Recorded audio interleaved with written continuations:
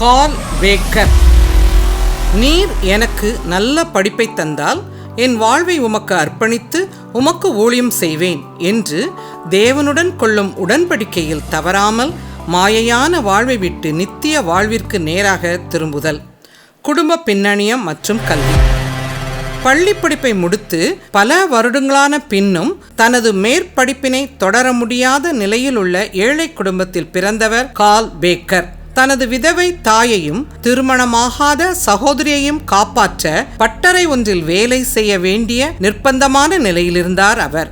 சிறுக சிறுக சேர்த்து $100 தனது மருத்துவ படிப்பிற்காக முன் பணமாக கொண்டு கல்லூரியில் சேர்ந்தார். அப்போது தேவனுடன் ஒரு உடன்படிக்கை செய்தார். நீர் எனக்கு நல்ல படிப்பை தந்தால் என் வாழ்வை உமக்கு அர்ப்பணித்து உமக்கு ஊழியம் செய்வேன் என்று. 1916ஆம் ஆண்டு 22வது வயதில் பிலடெல்பியா மருத்துவக் கல்லூரியில் தனது மருத்துவ படிப்பை படித்துக் கொண்டிருந்தார். அப்போது முதலாம் உலகப் போர் ஆரம்பித்ததால் போரில் காயப்பட்டவர்களுக்கு மருத்துவர்களின் உதவி அவசியம் என்பதை உணர்ந்து மருத்துவம் படிக்கும் மாணவர்களுக்கு இலவசமாக தங்கும் அறையும் உணவும் ஊக்கத்தொகையும் வழங்கினார்கள். இதனால் எளிதாக தனது மருத்துவ படிப்பை முடித்தார் கார்ல் பேக்கர். திருமணம் மற்றும் ஊழிய அழைப்பு கடிதம். 1922இல் மரியா என்ற பெண்ணை திருமணம் செய்தார். திருமணத்தின் போது மரியாவிடம் தேவனிடம் செய்த உடன்படிக்கையையும் தனது வாழ்வில் முதன்மையானவர் கிறிஸ்து மட்டுமே என்பதையும் தெளிவுபடுத்தினார். அதற்கு மரியாவும் சம்மதித்தார். திருமணத்திற்கு பின் அமெரிக்காவில் பயர் பட்டணத்தில் மருத்துவராக பணிபுரிந்து வந்தார். அவரது திறமையான சிகிச்சையால் அவருக்கு பெயரும் புகழும் கிடைத்தது. தேவனுடன் அவர் செய்திருந்த உடன்படிக்கையை சார்ல்ஸ் ஹாட்ஸ்பர்ட் என்ற மிஷனரியிடமிருந்து வந்த ஒரு கடிதம் அவருக்கு மீண்டும் நினைவுபடுத்தியது. அழைப்புக்கு கீழ்ப்படியாமை.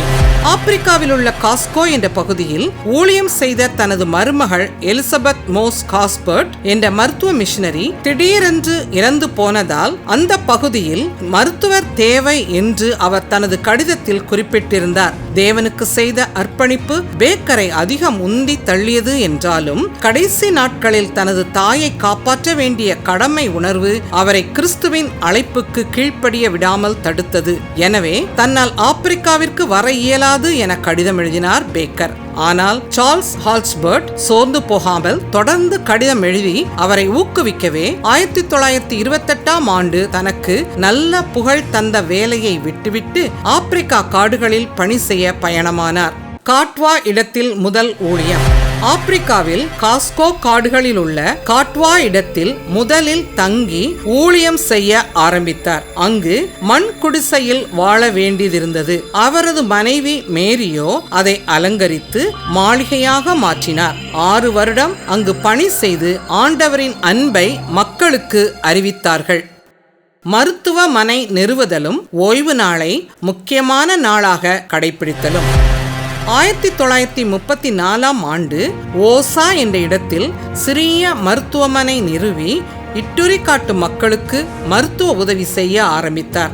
அனுதினமும் 200க்கும் மேற்பட்ட மக்கள் தொலை தூரத்தில் இருந்து இவரது மருத்துவமனைக்கு வந்து உடல் ஆரோக்கியம் பெற்றனர். சரீர சுகம் தேடி வரும் மக்களுக்கு சுவிசேஷத்தை அறிவிக்காமல் இவர் அனுப்பியதே இல்லை. உள்ளூர் தீய ஆவிகள் மற்றும் மந்திரவாதிகளின் கட்டுப்பாட்டில் இருந்த கிராம மக்களையும் எளிதாக சுவிசேஷத்திற்கு செவிசாய்க்க வைக்க இவர் மருத்துவ பணியின் மூலம் முடிந்தது. மருத்துவ பணியில் முழு மூச்சுடன் ஈடுபட்டாலும் ஒவ்வொரு வார இறுதியிலும் சனி ஞாயிறு முழுவதும் சுவிசேஷ பணிக்காக மட்டுமே ஒதுக்கி பணிபுரிந்தார். சுவிசேஷத்தை சரியான முறையில் மக்களுக்கு எடுத்துச் செல்வதில் பேக்கர் தலை சிறந்தவர். வேத கதைகளை ஆப்பிரிக்காவின் சூழ்நிலைக்கு ஏற்ப விளக்கக்கூடிய படங்கள் நிறைந்த ஒரு புத்தகத்தை அவரே உருவாக்கினார். அதை உபயோகித்து வரும் மற்றவர்களுக்கு சுவிசேஷத்தை எளிதாக பிரசங்கிக்க முடியும். இதனை ஆப்பிரிக்க விசுவாசிகளுக்கு இவர் கற்றுக் கொடுத்து சுவிசேஷத்தை அறிவிக்க அவர்களை ஊக்கப்படுத்தினார். ஆப்பிரிக்க காட்டு மனிதர்கள் அந்த புத்தகத்தை உபயோகித்து மற்றவர்களுக்கு சுவிசேஷம் அறிவித்துக் கொண்டிருப்பதை பார்த்து ஆண்டவரை துதித்தார். தனது மருத்துவ பணியை குறித்து இவ்வாறு எழுதுகிறார். இயேசு கிறிஸ்துவுக்கு யோவான் ஸ்நானகன் எப்படி முன்னோடியாக இருந்து வழியை ஆயத்தம் பண்ணினாரோ அப்படியே எனது மருத்துவ பணியும் இம்மக்களுக்கு நற்செய்தியை நான் சொல்லவும் அவர்கள் அதை கவனமுடன் கேட்கவும் ஆயத்தம் செய்கிறது என்று குறிப்பிட்டார். வாழும் இடத்தில் திருச்சபையில் இணைந்து ஆண்டவரை ஆராதிக்க செய்ய வேண்டிய பொறுப்பு தனக்கு உண்டு என்பதை அறிந்து செயல்பட்டார். தொழுநோயாளிகள் மத்தியில் மருத்துவம். இட்டூர் காடுகளில் தொழுநோயாளிகள் கார்ல்ஸ் பேக்கரின் மருத்துவ பணியை அறிந்து சிகிச்சைக்காக வர ஆரம்பித்தனர். இவர்கள் வாழ்ந்து ஒரு பயனும் இல்லை என்று சமுதாயத்தில் வெறுத்து ஒதுக்கப்பட்ட தொழு நோயாளிகளுக்கு கார்ல்ஸ் பேக்கரின் அன்பும் அரவணைப்பும் உற்சாகத்தையும் வாழ்க்கைக்கு புது அர்த்தத்தையும் தந்தது. அவர்களில் 1000க்கும் மேற்பட்டோர் விசுவாசத்திற்குள் வந்தனர். நாளுக்கு நாள் எண்ணிக்கை பெருகவே 1100 ஏக்கர் நிலத்தில் தொழு நோயாளிகளுக்கான கிராமம் ஒன்றை ஏற்படுத்தி அதில் 4000 தொழு நோயாளிகள் தங்க வைத்து மருத்துவ உதவி செய்து வந்தார். தொழுநோய் பற்றி ஆராய்ச்சியில் ஈடுபடுவோரும் அமெரிக்க தேசத்திலிருந்து கூட வந்து இங்கு இந்த மக்களுடன் தங்கி பல உயரிய கண்டுபிடிப்புகளை செய்தனர். கார்ல்ஸ் பேக்கர் ஒவ்வொரு ஆண்டும் 4000 அறுவை சிகிச்சைகளையும் 500 பிரசவங்களையும் தனது ஓசா மருத்துவமனையில் செய்தார் என்றால் அவர் எவ்வளவு கடினமாக ஒவ்வொரு நாளும் உழைத்தார் என்பதை தெரிந்து கொள்ளுங்கள். மனநோயாளிகளுக்கு அடைக்கலம் கொடுத்தல்.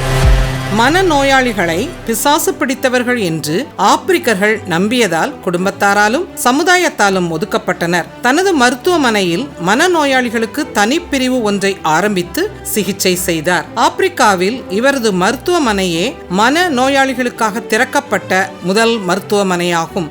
1960ஆம் ஆண்டு தேச விடுதலைக்காக ஏற்பட்ட புரட்சியின் போது சிம்பாஸ் கொரில்லாக்கள் இவரது மிஷன் வீடு மருத்துவமனை ஆகியவற்றை நாசப்படுத்தினர். பாதுகாப்பிற்காக சில காலம் கிழக்கு ஆப்பிரிக்கா நோக்கி இடம்பெயர்ந்த இவர் 70 வயதானதால் ஓய்வெடுத்துக் கொள்ளும்படி இயக்கம் வற்புறுத்திய போதும் அதற்கு மறுத்து ஆப்பிரிக்கா எனது தாய் வீடு என்றும் அமெரிக்கா தேசத்திற்கு திரும்பி போக நான் விரும்பவில்லை என்றும் ஓய்ந்திருக்க மறுத்து சுறுசுறுப்புடன் பணிபுரிந்தார். இன்று என் வாழ்வின் கடைசி நாளாக இருக்குமானால் அதனை படுக்கையில் நான் செலவழிக்க விரும்பவில்லை என்று அடிக்கடி கூறுவார். புரட்சி ஓய்ந்து சற்று அமைதி திரும்பியதும் ஓசா திரும்பினார். அங்கு கொரில்லாக்களால் நாசமாக்கப்பட்ட தனது வீடு மருத்துவமனையை மீண்டும் புதுப்பித்தார். அதற்கு 1 வருடம் பிடித்த போதும் சோர்ந்து போகாமல் புதிய உற்சாகத்துடன் ஒழுங்குபடுத்தினார்.